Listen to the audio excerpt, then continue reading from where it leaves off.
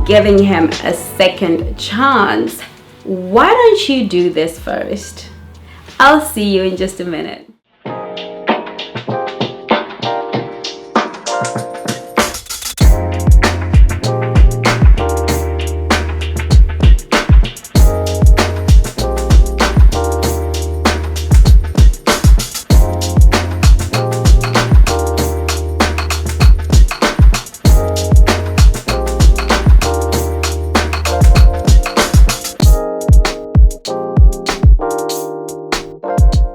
Hello and welcome back to the Black Swan Relationship Academy.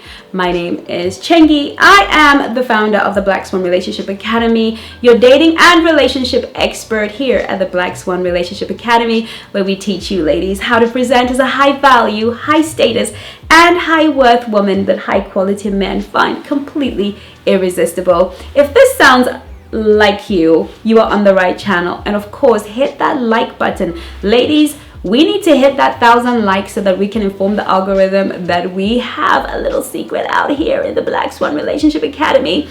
And so let's get on with it. When a man wants to come back into your life, oh my God, it's so exciting, especially when we really wanted him back. Maybe he left when we're not quite ready to let go, and maybe we did the no contact thing and he's come back, or maybe we've moved on and we're having a great time, and maybe we're not dating and pop, your phone goes, it is what's his face. It's so exciting. Or perhaps you are in a relationship and maybe the relationship just broke down and you were not ready, and now he's popped back into your life. Or maybe you were married and he asked for a divorce. Whatever your situation, whatever your state of life is, this video is gonna help you. Do this. Do what? Ask the right questions. I heard it said somewhere that the quality of your life is determined by the quality of your questions. And boy oh boy, as a coach, there is no truer word that's ever been spoken. Many of us are asking ourselves the wrong questions. Many of us are asking, I wonder what he wants. Do you think he wants something serious? Do you think this or the other? But these are not the best questions. They may seem valid. They're definitely natural questions, but they're not the best questions if we are going to open our hearts to somebody who neglected us perhaps, betrayed us perhaps, abandoned us perhaps, just left us out in the cold. We need to ask some serious questions after, of course, we get our ego stroke and we feel good that he's come back and we're feeling in our power. We're not going to let our pride and our ego get the better of us and send us right back into an old ditch. And neither are we going to let our doubts and our fears not give us an opportunity at a second chance with love with the man that we once loved or cared deeply about, are we? So these questions are gonna really help you. Ask yourself, have you done the necessary introspection? Have you really gone on the inside of you and asked yourself, what did I do and how did I position myself in that relationship honestly, and be critical to what you did? I'm not just talking about, I was low value. What did that look like? What did you do? And above all, why did you do it? Even if he was the bad boy and he was the naughty boy and he's the one that didn't do something right, how did you position yourself to make that okay the first time? How did you make it all right to make it okay the second time he did it? Why did you not feel confident and comfortable to speak up for yourself and have standards? And has that changed? Are you the woman now who can speak up for herself? Are you the woman who can set a standard like a black swan with all your elegance and femininity and smartness and love towards your partner? Are you that woman, or are you still the same girl who keeps her mouth shut when somebody is being rude and disrespectful to her? Are you still the same woman that positions herself for a man to do whatever he wants? This is what I'm talking about. I'm not talking about self-hating, self-loathing, or self-blaming. Yes, we can also look at ourselves and think, did I show up at my best? Have I truly become the woman that I want to be at this stage in my life? Do I have a new woman to introduce this man to?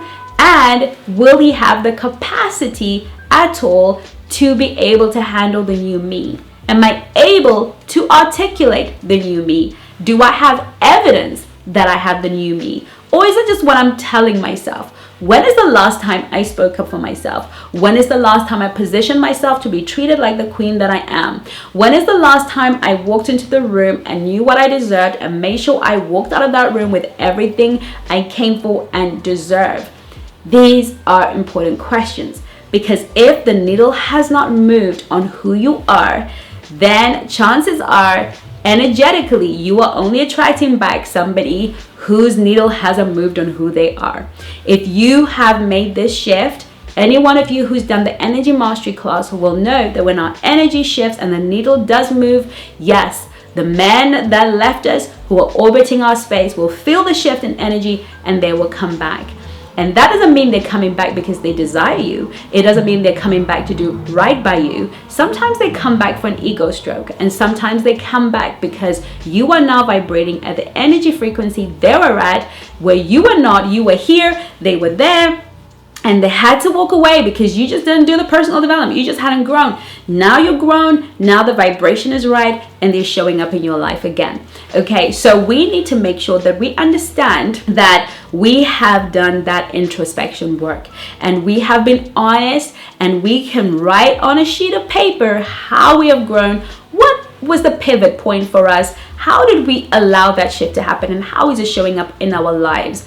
And where did we go wrong in our relationship? How did we position ourselves in the relationship?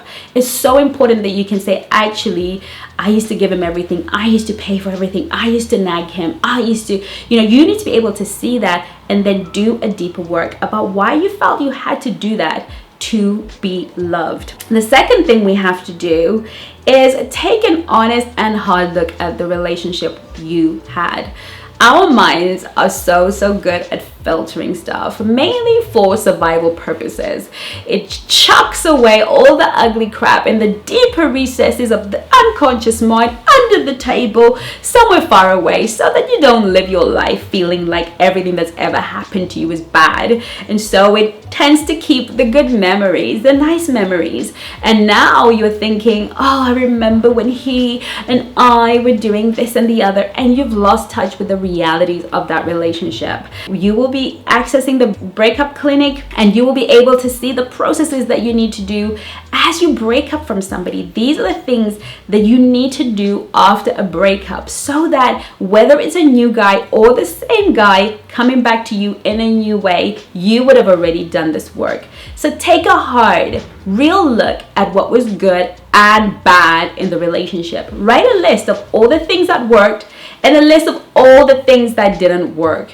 And it's not about which list is longer. Sometimes you can have an amazing long list of all the things he did right, and on the other bad side you may have 3 things he did badly, but those 3 things could be massive deal breakers for you. So let's be honest about what was good and what was bad. He may have a whole list of things that were bad, but of the 3 things that are good, they really met your core needs, and therefore you're probably able to work out and negotiate a deal back with this gentleman. The next thing is, are you clear about what it will take you to make it work? What will it take you to make this work with him? What will you have to turn a blind eye to? What will you have to accommodate? What will you have to tolerate? And do you have the capacity? Maybe it's something that you felt you had to accommodate and tolerate because you hadn't developed yourself as a woman enough. Maybe you needed him to be your best friend and and maybe he wasn't able to do that. Maybe now you found a new best friend and you have an exciting life. So now you don't need to worry about him being in your phone every 2 minutes. Maybe what was a big sacrifice in your relationship at the time is no longer a sacrifice right now.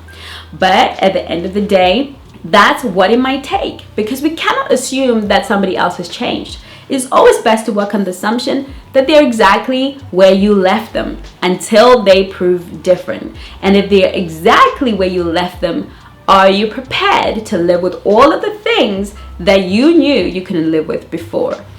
Are you prepared to give them the thing that they need in order for you to be in a relationship? I remember being in a relationship with somebody fantastic, in every way fantastic. I could not fault this gentleman, but he made a request of me for something that was a complete deal breaker. And for him, no compliance was a deal breaker. I had to come to a point where I had to search my soul and decide, look, for all of the good that he brings, I'm just not prepared to sell my soul at that level. It seemed like a small sacrifice for all of the good stuff that he brought into my life, but it was just too much of an ask on my soul. It was too much of a self-betrayal to me. It wasn't anything illegal, immoral, or unethical. It did not fall in any of those lines. It just fell into compromising my identity at a very fundamental level. And I just wasn't ready to compromise who I was in order to get all of this. Kind of felt like, if you bow down and worship me, I will give you the whole entire world.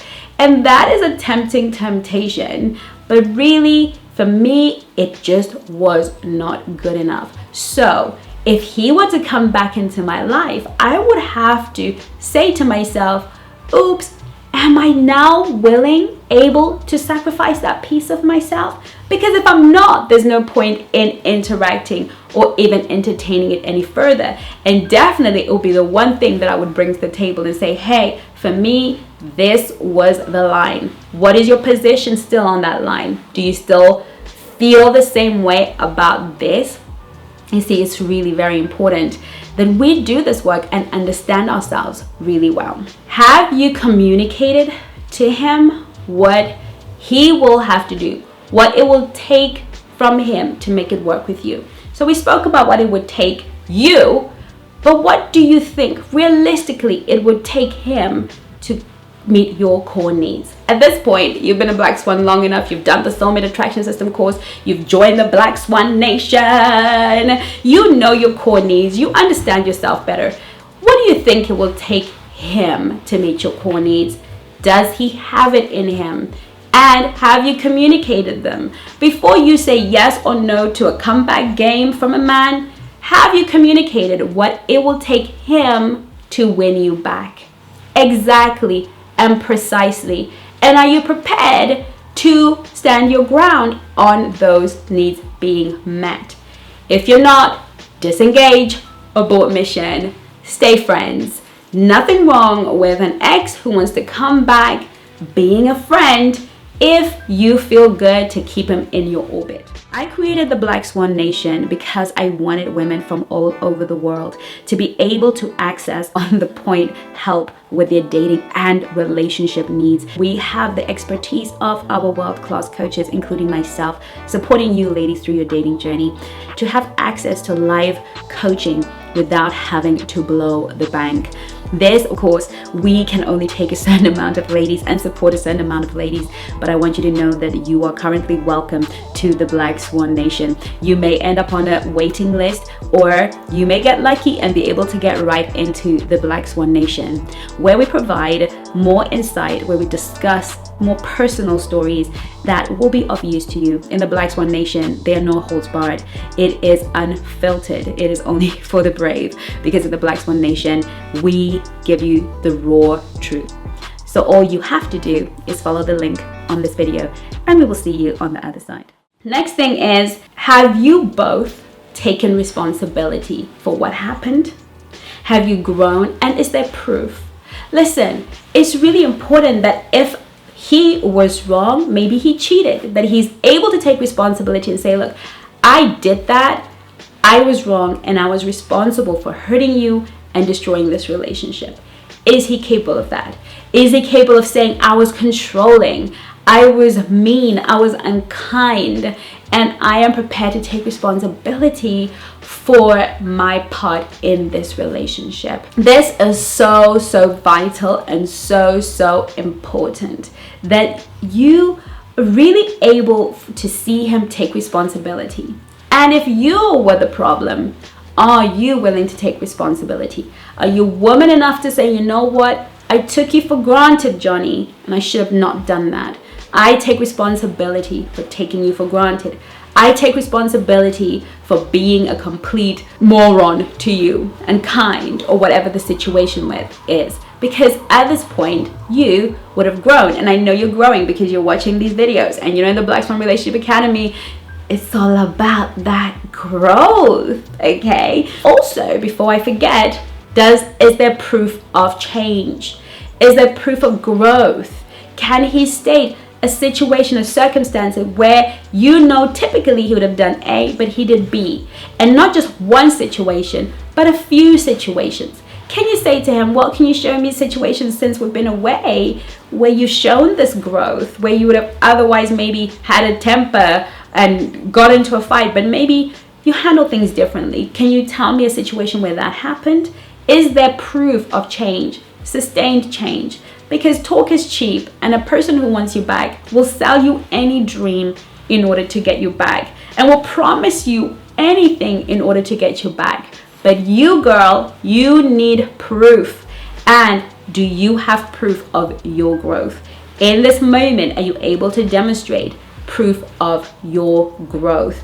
Can you categorically say, on these 4 occasions, I behaved in a way that I would not have typically behaved in the time that we were together? Because if there is no proof, there is no growth whatsoever. Because we know that success always leaves clues, don't we?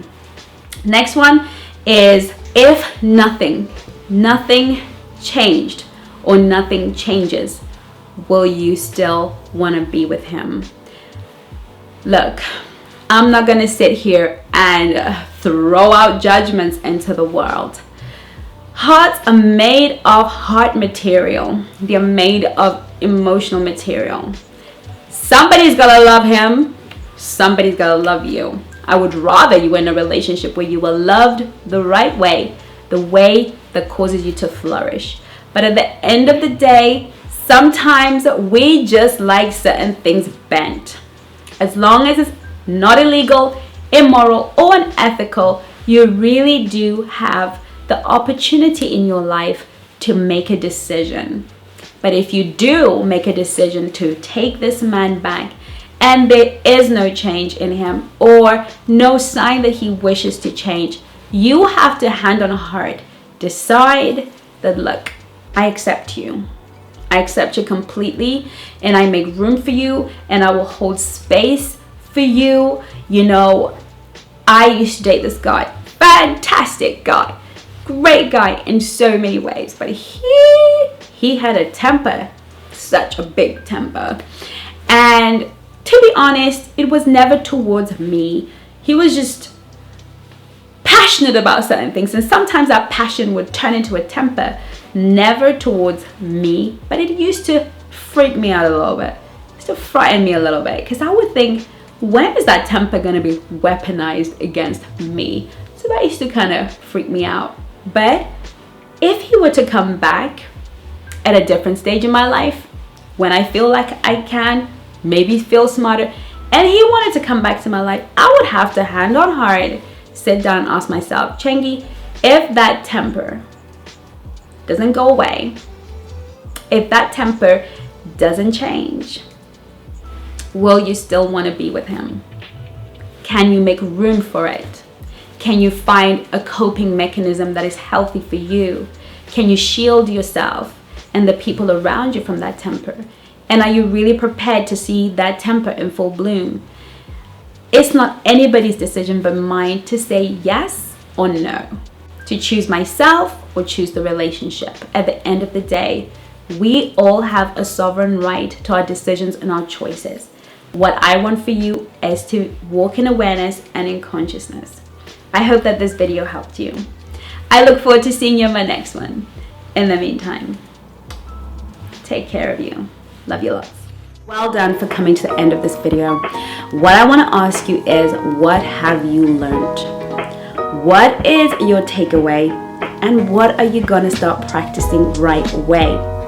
Those 3 things are how you are going to get the best out of every class here at the Black Swan Relationship Academy. Please put it in the comments so that we can all have a look. So I can have a look, the coaches can have a look, and I promise you, we read every comment. We may not be able to reply to every comment, but we read all of your comments and we want to see how you are growing. And we will see you on the next video.